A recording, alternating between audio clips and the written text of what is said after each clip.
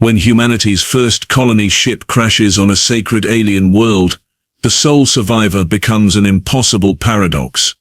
Kaela Voss, a linguist barely clinging to life, utters words in a language that died with the gods themselves, 10,000 years before humans ever left their cradle. Now the highest priest of the Velkaran Empire must choose between divine law and cosmic truth, while Kaela holds the key to a mystery that could shatter everything his people believe about their place in the universe.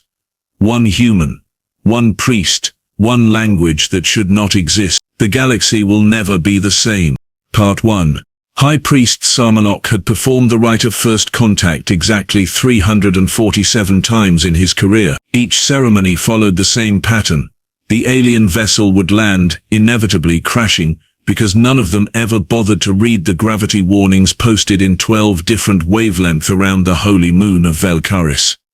The occupants would stumble out, confused and disoriented. He would approach with his staff, speak the traditional greeting in Galactic standard, and they would bow or nod or perform whatever gesture their species used to indicate respect mixed with abject terror. Today, however, was turning into a spectacular violation of protocol. The human ship had come down hard, leaving a trench half a kilometer long through the sacred gardens. Smoke billowed from the wreckage, and Thar'molok could already hear the groundskeeper's cries of anguish. Those flowers took centuries to bloom, and now they were mulch. Typical, muttered Subdeacon Verix, his assistant, as they approached the crash site. Humans never learned to pilot properly after they invented the jump drive. Show compassion, Verix. They may be dying. One can hope. Thar'molok shot him a look that promised latrine duty for a month. They picked their way through the debris field, stepping over twisted metal and sparking circuits. The ship had been small, probably a scout vessel or private transport. Definitely not military, which was a relief. The last time a military ship had crashed here, they'd nearly started a war over who had to pay for the landscaping. A hatch groaned open, and a figure tumbled out. Human? Definitely. Female, probably, though Thar'molok had never been good at telling with their species. She wore a torn flight suit covered in blood, and what looked like engine coolant. Her hair, dark and matted, hung across her face. She coughed violently, and tried to stand, failed and settled for crawling a few meters before collapsing again. Thar'molok raised his staff, a ceremonial piece carved from the heartwood of the first temple, and began the greeting. Welcome, traveler, to the holy moon of Velkaris, sacred heart of the Velkaran Empire. I am High Priest Thar'molok, guardian of the eternal flame and speaker for the silent gods. By ancient law you are granted sanctuary here provided you respect our customs and— The woman turned her head toward him. Her eyes were an unsettling shade of grey, like storm clouds on a water world. Blood trickled from a gash above her left eyebrow. She opened her mouth and spoke. Keltharis Martuk Vel, Shaluma Keth Dalwea. Thar'molok's staff hit the ground with a clatter that seemed to echo across the entire moon. Verix stared at him. High Priest, are you well? He wasn't. His triple hearts were hammering in his chest, and his breathing had gone shallow. The blood drained from his face, turning his normally purple skin a sickly lavender. His hands trembled. Impossible, he whispered.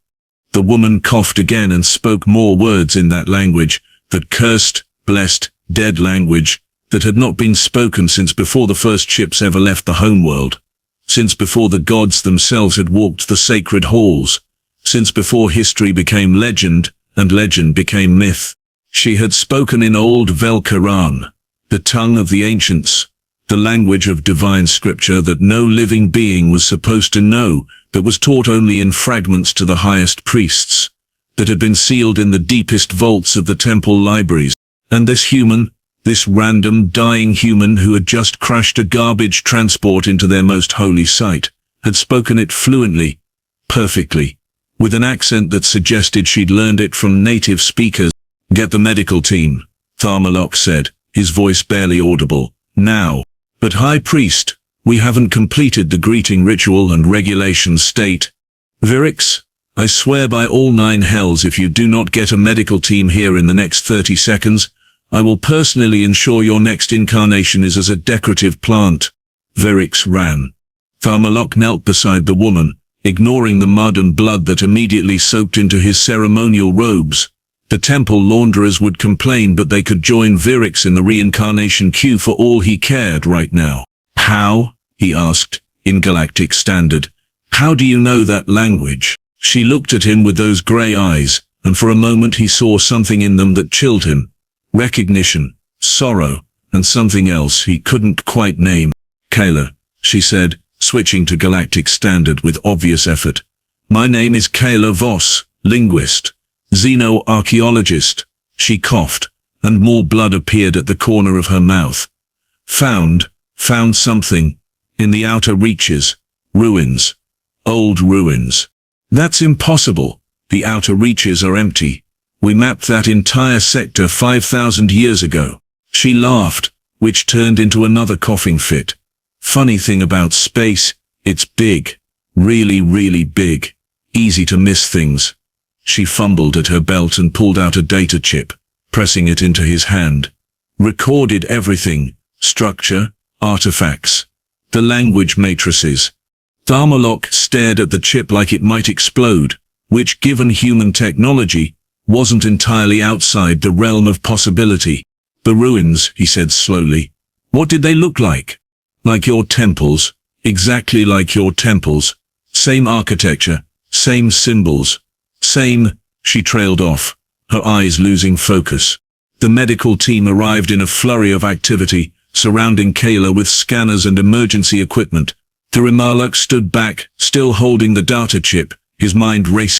If what she said was true, if there were ruins in the outer reaches that predated their civilization, that used their language, their architecture, it meant everything they knew about their history was wrong.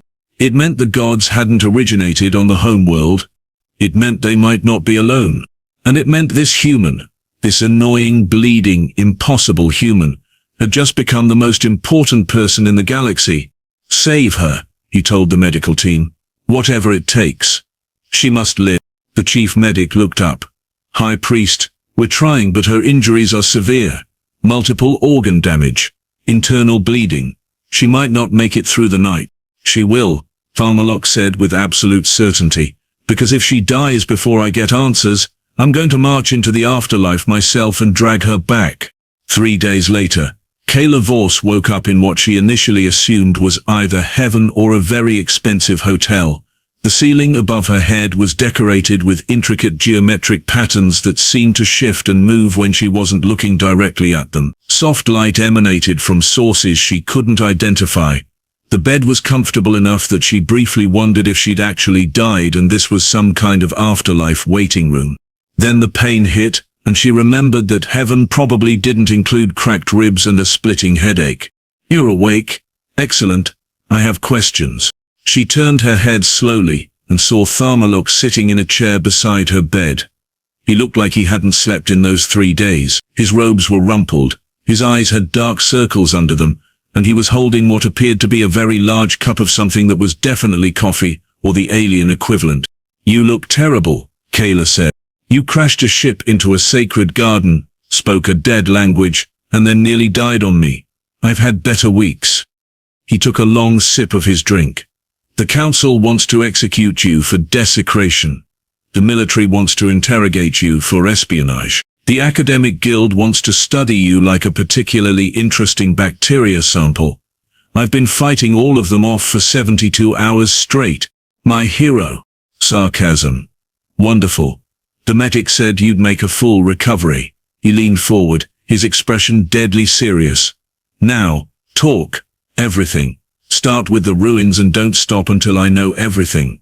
Kaela tried to sit up, winced, and accepted the assistance of the bed, which apparently had more technology than her entire ship had possessed. "It started 6 months ago. I was cataloging dead systems in the outer reaches.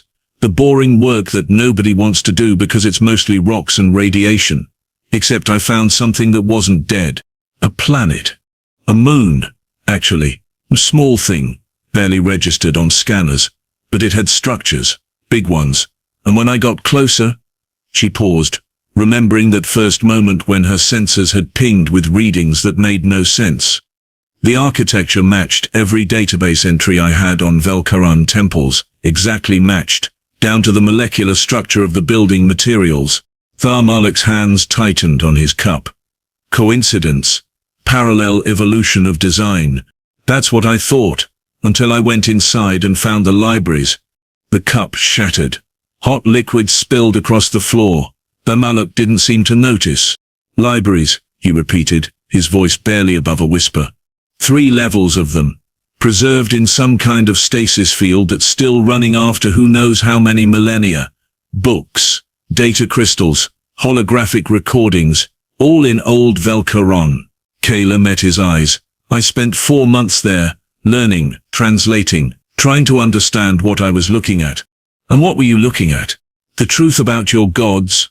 She said it gently, but there was no way to soften the blow. They weren't gods, Thar'molok. They were scientists. Explorers. They came from somewhere else, somewhere far beyond even the outer reaches. They found this sector, liked what they saw, and decided to settle. Your homeworld was their second colony, not their origin point. The high priest stood up abruptly and walked to the window.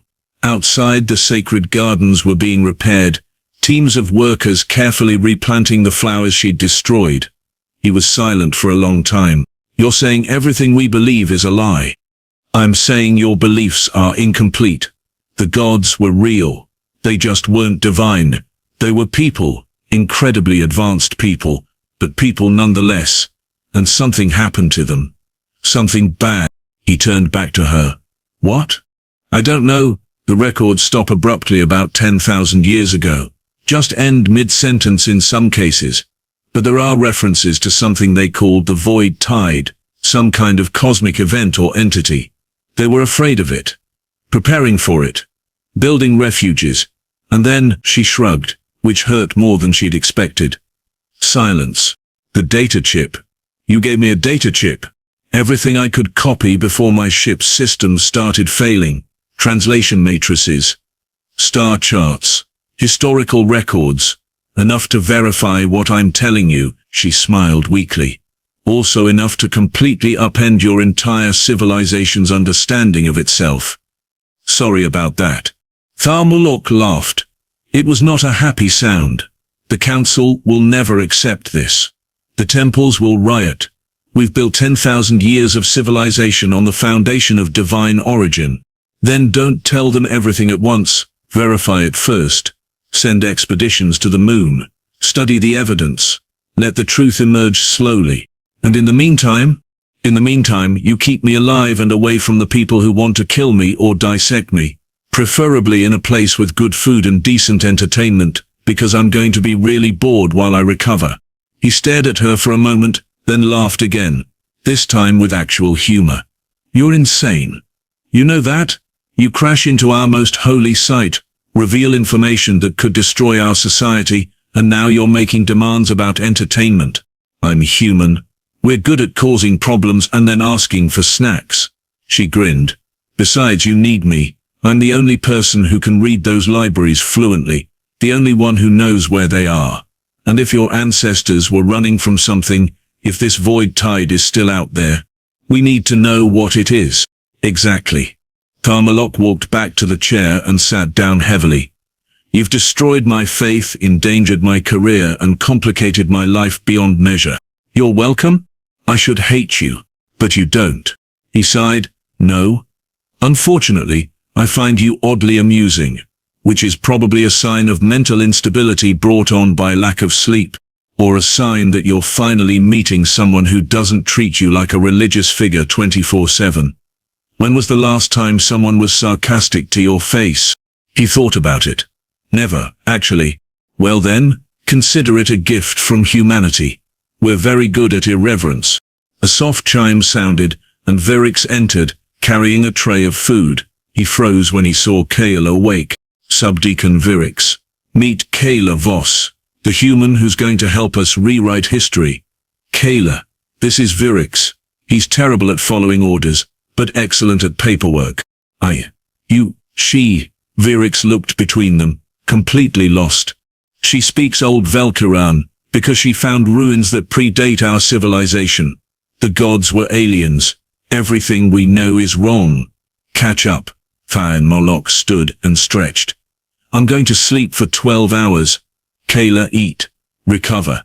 Don't die. We have work to do. He left, leaving Virix standing there with the tray, his mouth hanging open. Kaela smiled at him. So, what's for breakfast? I'm starving. Outside, the sun rose over the sacred moon of Valkyris, casting light on gardens that would bloom again, on temples that held secrets they were only beginning to understand, and on a universe that had just become infinitely more complicated and interesting. And somewhere in the outer reaches, on a forgotten moon circling a dead star, ancient libraries waited in silence, holding answers to questions nobody had yet thought to ask, and warnings about a darkness that had nearly consumed the gods themselves. The real work, Kaela thought, as she accepted food from a still stunned Virix, was only just beginning.